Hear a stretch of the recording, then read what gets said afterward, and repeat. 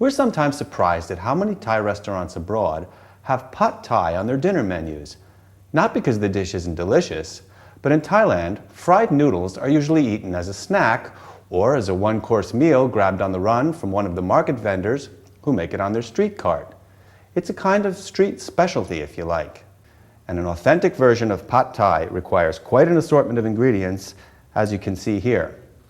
It's usually served hot, straight from the flat griddle it's cooked on, and with an assortment of condiments like these, which we'll take a closer look at later. Let's have a look at some of the things going into this recipe, starting with the noodles. You can buy thin rice noodles like these in either a fresh or a dried form. You're likely to find the latter at your local Asian grocers. You'll need to soak them in water for about an hour, like we did here. If all you can get are large rice noodles, you can use those instead. Now, there are several varieties of tofu or bean curd used in Thai cooking. Soft ones like this are usually found in soups. It's the firm ones we use in this dish. This is what this looks like after it's been deep fried in vegetable oil over medium heat for about 2 minutes on each side. It's this one, deep fried firm tofu, cut into strips, that we use in Phad Thai. Pickled turnip, like this, is made by boiling the vegetable, marinating it in salt, sugar, and vinegar, and then letting it dry in the sun. Now, if that sounds like a lot of effort, we suggest you try and find yours in a package from your local Asian grocers. You'll only need 2 tablespoons cut into thin strips like this. In this bowl are tiny dried shrimp. This is another product you can probably get from your local Asian grocers. Soaked in salt and sun-dried, a package of these will last quite a while if you keep them in the refrigerator. If you can't find deep-fried dried garlic, you can make it quickly by mincing a few cloves, dropping them in hot oil until it turns golden brown, and then draining it. If you've seen our video on how to make sattés with peanut sauce, then you've seen our tips for roasting unsalted peanuts. All these seasonings are what you'll need to cook Thai food. We have light and dark soya sauce, oyster sauce, and of course fish sauce. All of these should be available in the Asian food section of your supermarket, as should bean sprouts. Now, this is one ingredient you may not find. It's a fresh banana flower. We use it for garnish. If you can't get one, just leave it out. Now, we just cut the white part of the plant into quarters.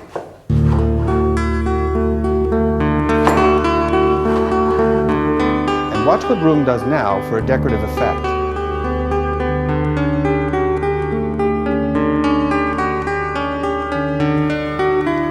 If you visit Thailand, you can see many kinds of banana plants.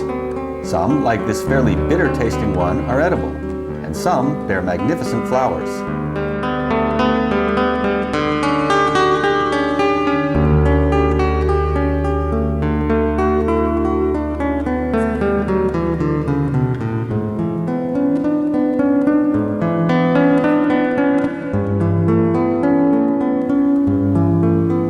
Like we've done with our bean sprouts, we put the leaves in some water with a little lemon juice so they don't discolor.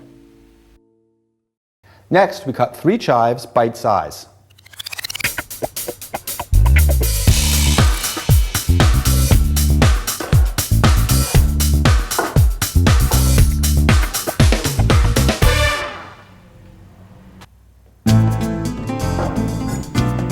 Fresh chilies like this one are very mild, so when we use them in dishes like Phad Thai, it's mainly for color. We remove the seeds from 1/2 of our chili and cut it into small strips.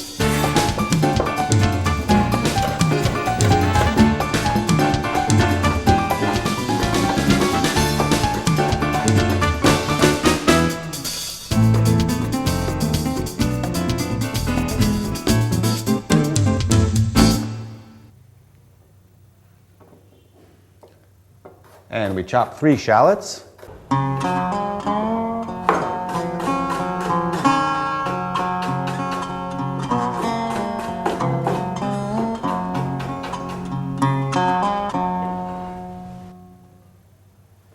Next, we slice half our block of firm tofu into strips.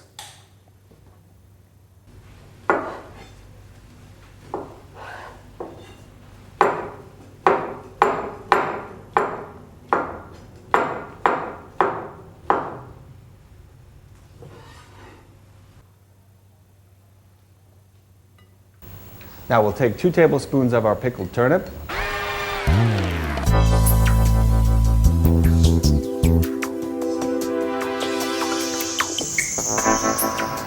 and 2 tablespoons of our tiny dried shrimp,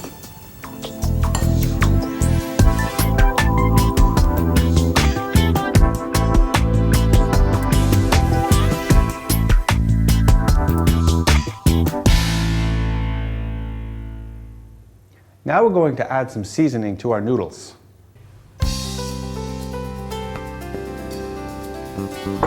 Teaspoon of dark soy sauce,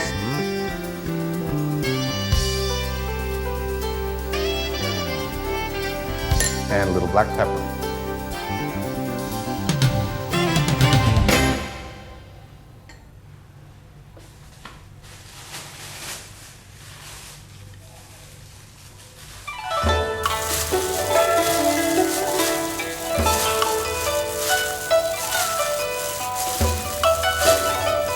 See how rice noodles are made on a fascinating trip to a noodle factory in the culinary tour chapter of this DVD.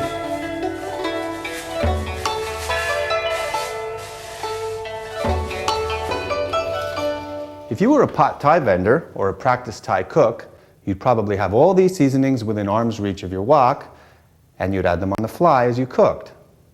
What we're showing you is a safe way to prepare all the ingredients for your first fried noodle dishes so that cooking them is just about risk-free. In this bowl, we're going to combine 2 teaspoons of oyster sauce, a teaspoon of soy sauce, a teaspoon of fish sauce, 2 tablespoons of tamarind juice. You know how that's made if you've seen the steamed fish with plum sauce video in the Menu 3 DVD of this Thai cooking series. 2 teaspoons of sugar, 2 tablespoons of crushed peanuts, and 2 teaspoons of deep-fried dried garlic. Now, we're not going to mix this just yet. Let's go to the stove and make our Phad Thai. We've heated about a tablespoon of cooking oil over medium heat. Now we're going to add 2 eggs and scramble them a bit.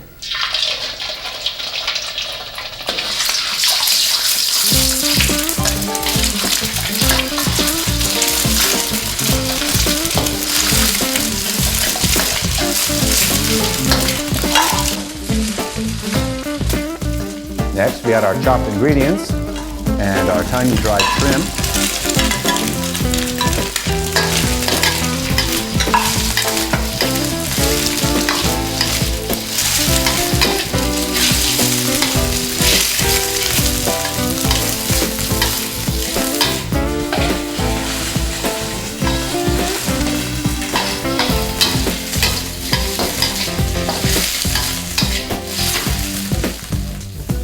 Now we have the noodles.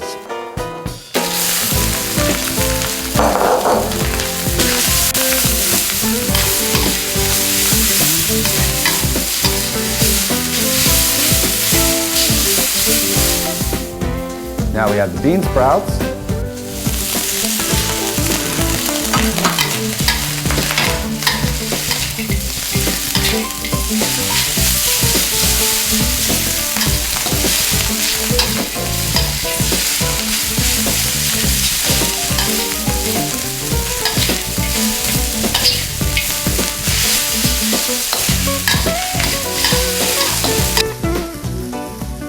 And now we add our combined seasoning sauces. We mix everything well, and after a total cooking time of about 2 or 3 minutes, our Phad Thai will be done.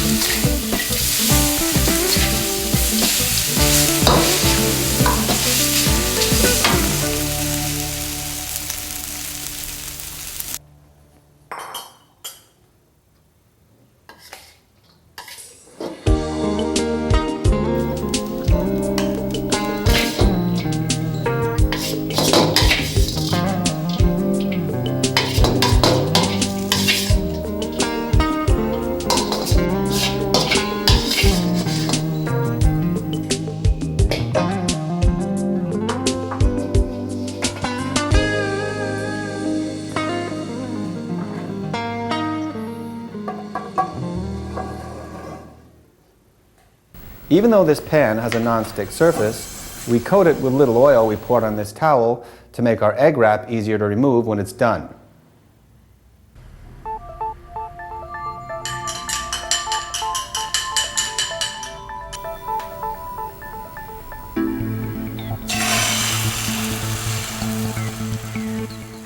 Anyone who's ever made an omelet should find this easy enough. The trick is to produce a thin crepe-like wrap that will be flexible enough to completely envelop our noodles in a very pleasing way. You'll need the right frying pan and good control of your heat.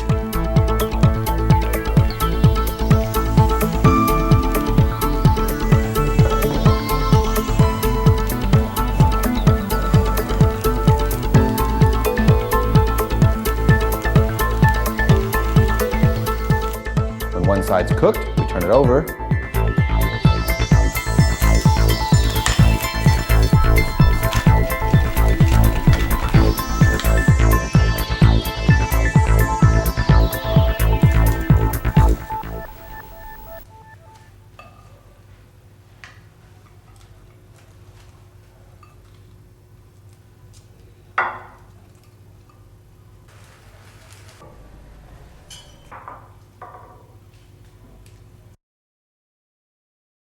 Not everyone makes their Phad Thai in an egg wrap like this, but this presentation will certainly add a touch of class to your dish, and the texture of the egg goes very well with the other ingredients. Now, at the beginning of this video, I said that fried noodles were most often eaten in Thailand as a snack, whereas for a several-course meal, meant to be shared of course, rice almost always provides the vehicle by which all the other dishes are relished.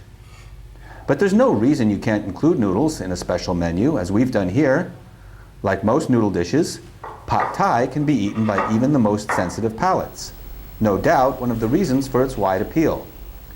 You might serve it with a savory soup, and for those who would enjoy something nice and fiery, perhaps a spicy red curry.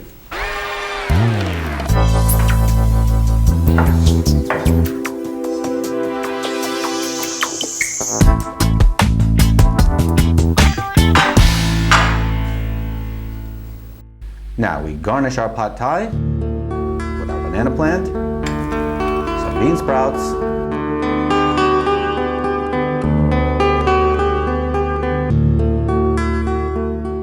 and some chives.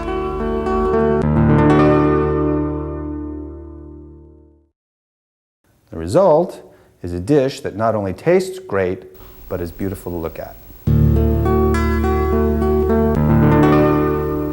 Now, the condiments we referred to earlier are dried red hot chilies, fish sauce, lime slices, and sugar. Your guests might use some or all of them to balance the hotness, saltiness, sweetness, and tang of the dish to suit their taste.